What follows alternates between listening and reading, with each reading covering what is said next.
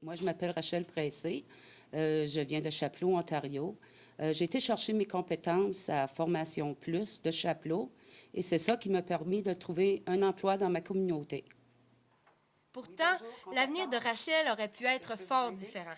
Le monde est frappé de plein fouet par une crise économique et les résidents du nord de l'Ontario ne sont pas épargnés. Mon nom, c'est Jean-Marc Arcan. Je travaillais pour Tembec. Ça faisait 27 ans que je travaillais pour la compagnie. Puis j'étais journalier. Jean-Marc a perdu son emploi, mais il a pris son courage à deux mains et est retourné à l'école. Il n'est pas le seul. Ils sont nombreux à être inscrits dans des centres de formation pour adultes. Mon nom, c'est Jean-Paul Lallier.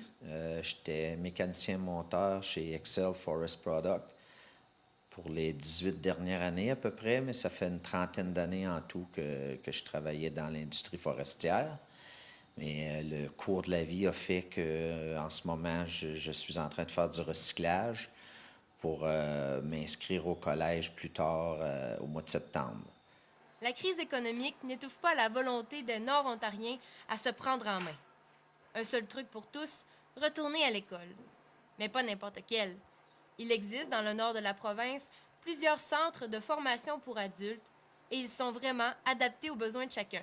C'est cas par cas. Il y en a que ça peut leur prendre plusieurs années. Il y en a des fois, ça leur prend juste 5 mois ou 4 mois. Et ils arrivent au mois de septembre, puis après Noël, ils ont terminé. Ça dépend tout du montant de temps que l'adulte est prêt à mettre dans ses études. Ça dépend de sa motivation.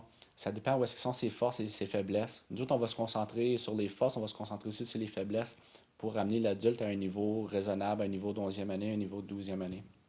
Donc, c'est l'adulte. En d'autres mots, là, c'est l'adulte qui va déterminer la durée de son apprentissage. Jean-Paul s'y sent comme un poisson dans l'eau.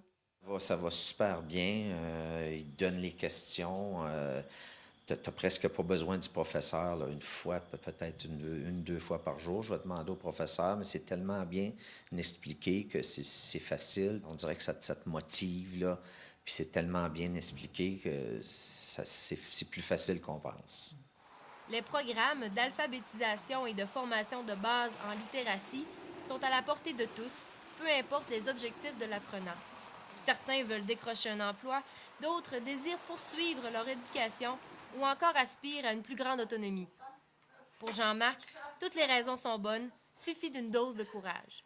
Je me vois grandir dans l'école, je me vois apprendre des choses que je ne savais pas. Là, je peux ouvrir un livre, je peux lire.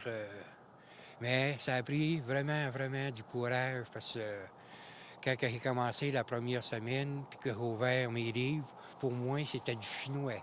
Je ne comprenais rien dans ça. Mais avec le temps, la patience, puis l'encouragement, j'ai grandi dans mes études. La démarche auprès des centres de formation est simple. On frappe à une seule porte et des professionnels guident les gens dans leur démarche. Il n'y a pas de crainte à avoir. Bien, souvent, l'échec ou la peur, c'est parce qu'ils relient leurs expériences lorsqu'ils étaient jeunes, au secondaire, ces choses-là.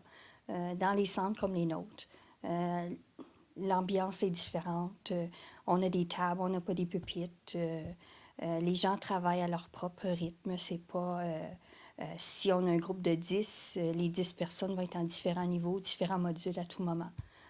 Il n'y a pas de compétition. C'est toujours vraiment selon le rythme de la personne puis ses capacités. Donc, ça les soulage, ils sont moins intimidés. Linda Fournier est un bon exemple de réussite. Mère de 2 garçons, elle sera bientôt infirmière. Le courage et surtout la ténacité de toute la famille ont fait la différence. Premièrement, une bonne planification. Deuxièmement, t'asseoir avec ton entourage, puis que tu sois monoparental ou que tu sois avec un conjoint, la décision reste pareille.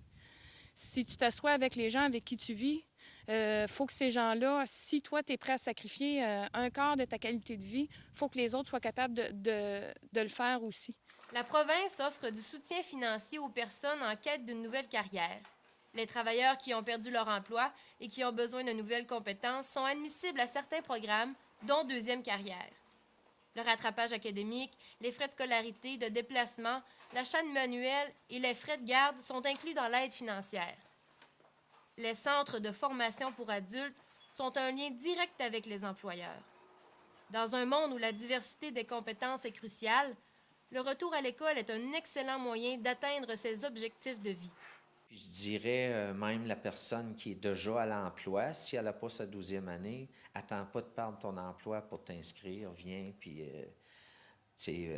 prends plus ton temps. Je vois du monde arriver ici qui viennent de perdre leurs emplois, puis là, ils voudraient avoir le maths, le français dans une semaine ou deux, qui est impossible.